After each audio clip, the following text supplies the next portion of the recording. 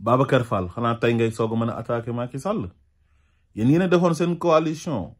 di dal ci kaw Ousmane Sonko observateur di bind ci Ousmane Sonko di ko sosal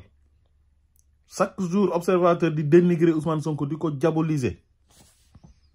te groupe de presse boobu noonu groupe de presse Youssou Ndour la yéen journalistes yi kenn ku ci nekk di tirer ci kaw Ousmane Sonko di acharné wu ci kawam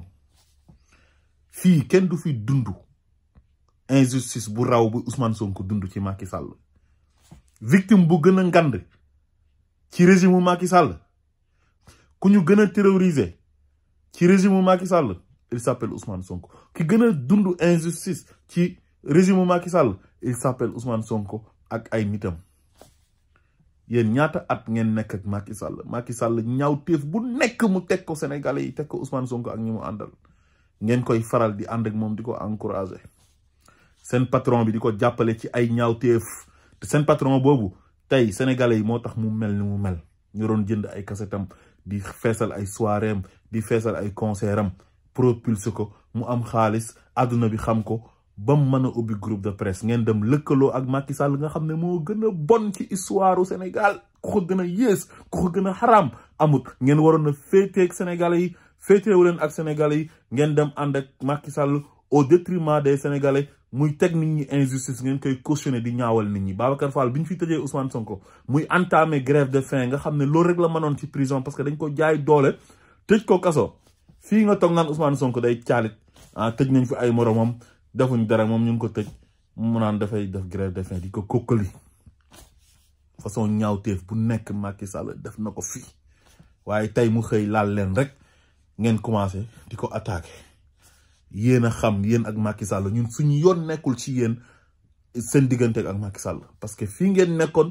muy def ay ñaawteefam ngeen koy faral di ko jàppale au détriment des citoyens lambda ñaata xale yi Pastef ak ñu ànd ak Ousmane Sonko la Macky Sall jàpp en otage moo ko ay procureur am ak doyen des juges am tëj leen ci kaso bi est-ce que yéen a ngi koy dénoncer yéen xoolal élection yi ñaawteef yi fi Macky Sall def ku bëgg a nekk candidat Macky Sall lay neex nga nekk candidat ku bëggut a nekk candidat doo fi nekk candidat teg parrainage am di jalgati yoon Sénégalais yi pour ñu am seen carte électeur pour mën a voter rek problème la sous Macky Sall maanaam voter citoyen bi moom man pour mu def ko problème la ak yeneen ñaata nit lañ fi rey amul enquête ñaata nitu Macky Sall ñoo fi def ay ñaaw téef yoo xam ne ñu ngi ci teg seen bët ci ay viol ci trafic de faux billets ci ay meurtre ay nit ñoo xam ne dañoo disparaître ay xale yu gàddaay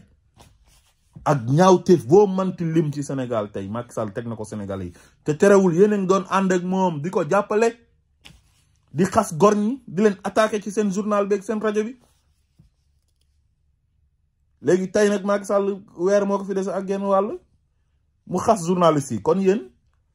injustice bu nit ñi doon dund tey da ngeen siy soog a jot seen wàll moo tax ngeen di kaas mais bi koy nit ñi di dund yéen waxu leen dara quoi da ngeen doon sax ànd ak moom